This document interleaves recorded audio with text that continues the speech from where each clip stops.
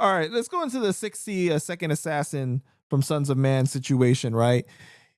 That is the person that tried to kill you the most that you've ever worked with. Basically, okay, it's pretty crazy and unreasonable. This all in the course of like 10 days. My life was in jeopardy 40% of the time. I gotta say, that's one of the best chapters in the book for sure. Thank you. Thank you. The funniest shit was I read a snippet of it on Instagram and tagged 60. And he's like, that never happened. I call Prodigal. He's like, oh, that most definitely fucking happened. Because like literally every time my life was in danger, I had to call Prodigal. Prodigal is the only I paid Prodigal to be a feature on the album and to like be like you know, essentially his manager. Because he doesn't know what the fucking terms of this contract are. He just like, it's sad to say that. And by the way, it has nothing to do with just 60.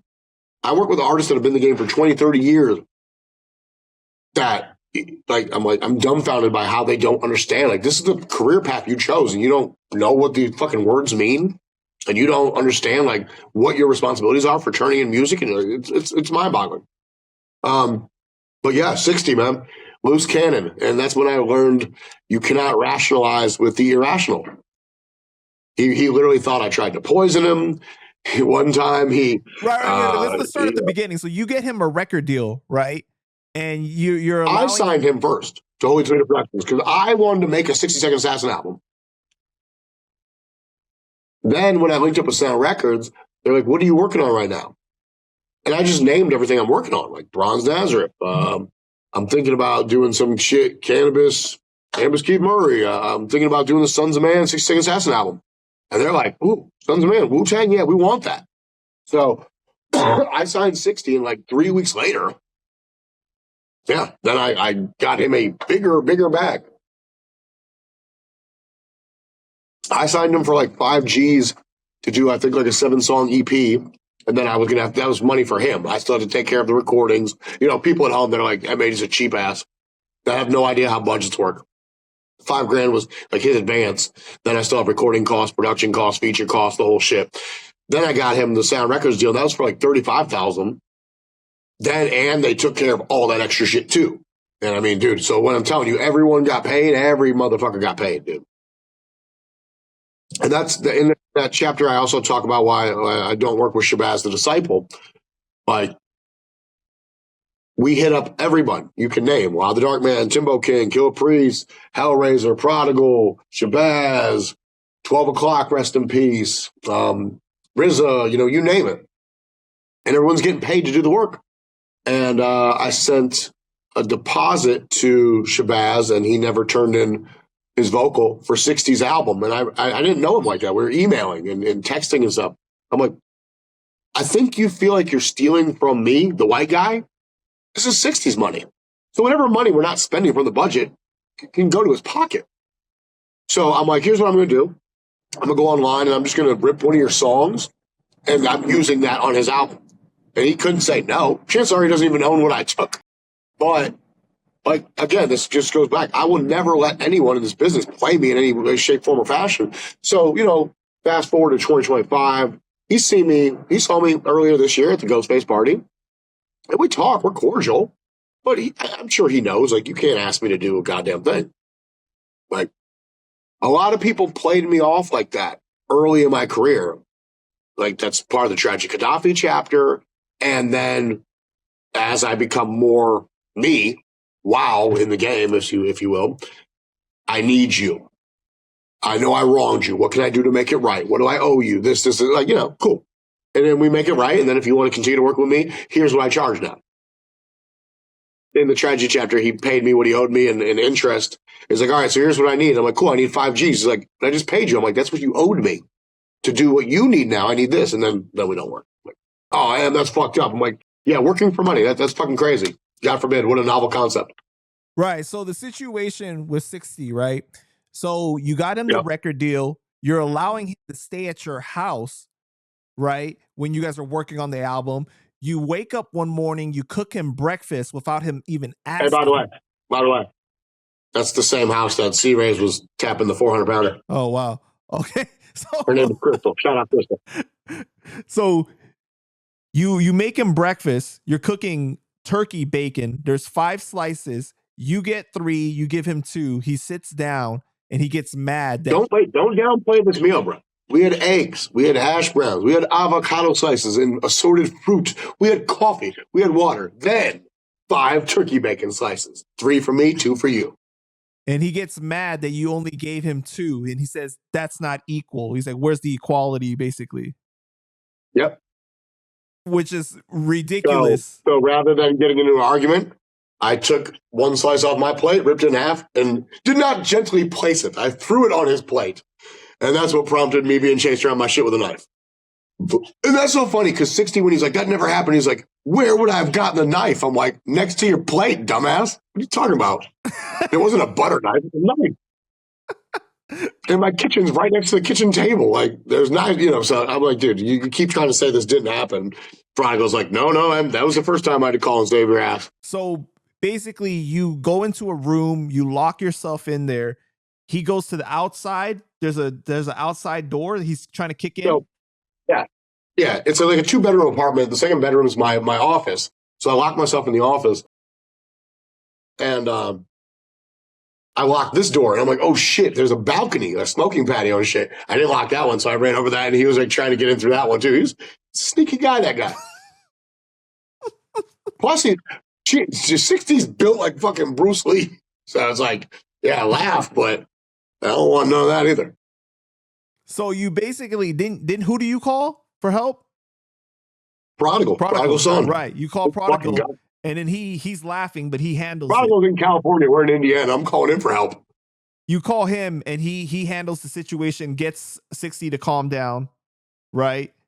And you guys start working on the album. Then there's like endless situations that keep on happening. One of the biggest ones is the Popeye situation. Yeah. Where like every single day he wants to go to eat at Popeyes. He's ordering the same thing, beans and rice and 2 pieces of chicken or whatever. Mm-hmm. And by the 6th day, he's like, man, I really don't feel good.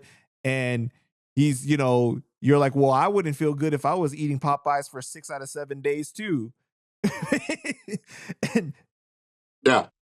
Boy, the kicker was there's pork in the red beans and rice. And that's what he was ordering every day with the chicken.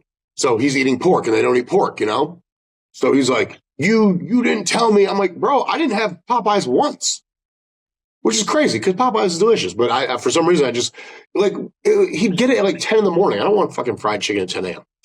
But he asked the lady that worked there, right? The fucking pork product. He asked the lady that worked there, like, "Hey, is there pork in your products?" But he doesn't get mad at her, but he gets mad at you. After the 6th day, he asked. Yeah, but he gets mad at you for that.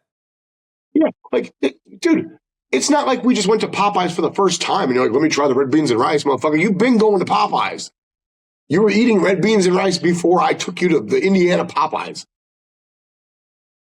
So that's in the car. He goes off on you. You end up dropping him off and pulling off, basically. Somehow I left him in a mall parking lot. Somehow you guys make up again because of Prodigal, and you pick him up. You guys go to the studio. I don't know how you keep giving people chances. I really don't. Because I value my job, dude. Like, I'm already paid. So if it was one of those things, I could be like, go fuck off. I got my money. You got yours, whatever. But I feel a responsibility to render the best product possible when a label is funding it versus me or, some other party. And at the time, that's when Sound Records was like heating up. So it's like they were expensing me money for 60, for Bronze, for Undergods, for the Project Lionheart shit. Of course I'm gonna do right by these people. They didn't wrong me for shit. Then at another situation at the studio, you order pizza. This is your friend's studio too. His kids are there at the studio, right? You order pizza for everyone to eat, and it's just cheese pizza. You order 2 large cheese pizzas or whatever. Yep. Somehow there happens to be a piece of ham on his slice, a small it's piece. This big. It is like as minuscule as you could think. And he thought I put the ham in there to poison him. And I'm like, dude, Have you ever been to a fucking pizza parlor? All the toppings are in bins right next to each other. I'm sure as the guy was just grabbing shit, he's like, no, you had this in your pocket and you placed it on my slice. I'm like literally, like I just walked out of the room and I had to let the engineer handle it. Like, cause the engineer's got like fucking assault rifles and shotguns and shit in the next room over. I'm like, handle this for me, dude. Like, I can't, I was done at that point. I think he was going home like the next day. I couldn't wait to just be done with it. Suddenly you're the pizza maker guy now too. So it's your fault. Yeah. But wait, didn't he charge at you? And the engineer stepped in between? And by the way, the room is like the size of like this. So it's like, yeah, just right up in my shit. And I'm like, dude, nah, I'm not doing this. Like in the C. Ray's Walls chapter, we're in that studio. Shout out to Derek Zico, Ballingwater Studios. Walls was like living on dude's couch after I kicked him out of the house. And he's like, I want you to hear this diss track I made about you. And I'm like, I'm with Bronze and the Wiseman. Every single one of them strapped. I'm like, all right, bro, play it for me. I'm sitting there and I'm laughing. And he got so mad. I'm sitting there like, it's a cool song. And I'm not like, ugh. He's like, I want to go out back and fight you. I'm like, I'm sure you do, but I'm not going to. Why not? I'm like, I don't dislike you, bro. I don't hate you. You're going to fucking despise me for the rest of your life. And now I like, dude, if I went to the prison he's in, I looked it up one time. I was going to go. If I sat down behind that glass, I'd be like, bro, look at me now, man. Like, you knew me when I was like worth like $10,000, dude, and 10 million plus later. How do you feel? Because he was just leeching off of fucking whoever he could, bro, to sleep on their couches, to get little $300 verses. You could have stuck with me, not been a fucking douche. Like, hey, Planet Asia, here's a fucking Mercedes truck on my daughter's birthday just cause I fucking fuck with you, bro. Like, a lot of those dudes missed out on this part of me. That's kind of the message that I get from reading the book. Like, those that really stuck by you, you handsomely reward, like, without them expecting it. Like, it's just like a surprise out of nowhere. But when Asia was on a live, he was just on one of his lives. I happened to tune in, and he's previewing some records. I was like, "Yo, man, Mercedes, BMW, or Lexus?" He's like, "Mercedes." I was like, "SUV, coupe, or sedan?" He's like, "SUV." I'm like, "All right, bet." He's like, "What's this for?" I'm like, "Nothing. I'll see you soon." I literally just went and bought him a Mercedes SUV. If he would have said BMW sedan, I would have got him a BMW sedan. Like, just felt like it. Because years prior, when I moved to LA, he wanted an SUV, and I'm like, "Yo, I'll buy it for you." And he's like, "No, man, just make me enough money so I can buy it." So, like, he didn't let me buy him the shit when I wanted to, like 7 years ago. But I was like, "Fuck it, I'm just gonna do this time." And I like doing shit that I want to do versus when people ask me to do it. You know what I'm saying? Yeah.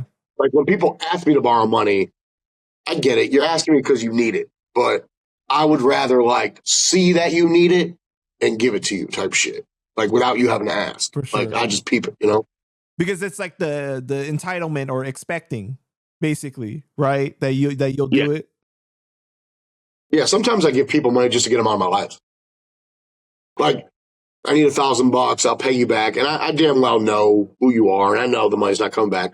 So I'll be like, hey, I can't do $1,000, but here's $200.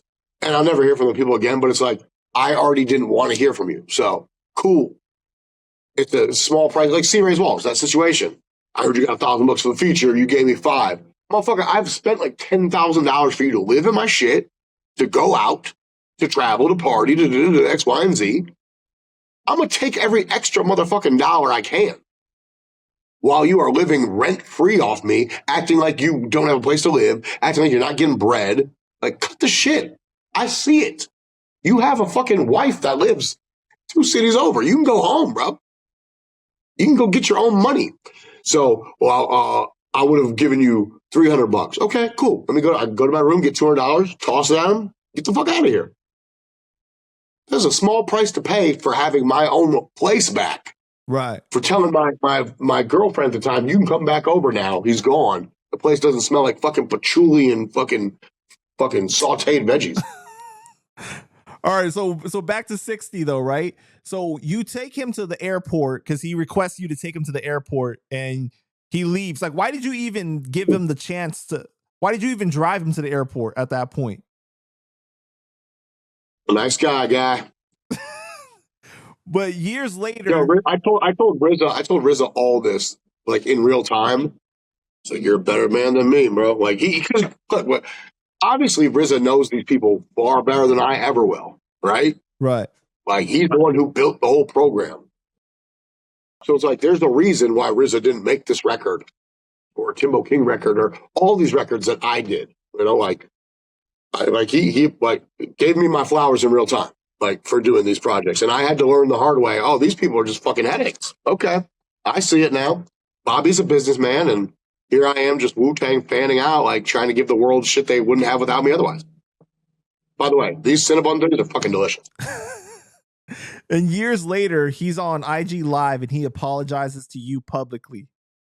You helped him more than any of the Wu-Tang family. Did you ever find out what the problem was? Like, because based on the description, it just sounds so erratic and crazy. Well, look at his career. 60 is harmonizing at the beginning of Cream.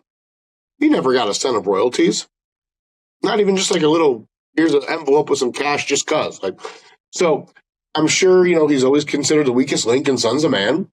And I mean, I don't say that to be disrespectful. I think like there's a commonality, you know. And here I am, some random white guy from the Midwest with not one but two record deals, like making sure everyone's accommodated for, making the process as easy as possible for you.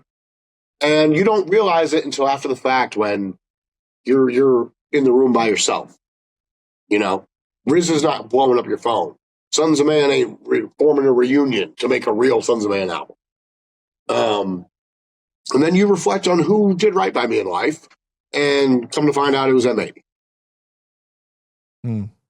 But now it's back to fuck you, M80, because I wrote this chapter in the book. Oh, have you been in contact with him about it? I told you I tagged him. Oh, that's right. When I read the turkey bacon story. Right. And he's just like, you know, like, fuck you and blah, blah, blah. That didn't happen. And you're a piece of shit. And I'm like, sure thing, bro. Whatever. Okay. Silver Rings told me he reached out to him recently to get him to vote. Like, Silver Rings wanted to put together a Sons of Man album. And 60 is like, I'm not rapping for you or singing or whatever. I don't care how much money you could pay me. But all he does is go on Instagram Live every day and recite his raps. Like, he does not go to a recording studio. He doesn't record new music. It's literally just like my life. This is what my life has been reduced to. Damn. I'm in my room somewhere in Brooklyn probably. And, you know, cool. I get it. I applaud you for getting your creativity out to the world. I think that's a great thing. But it's like, I don't understand how that pays the bills.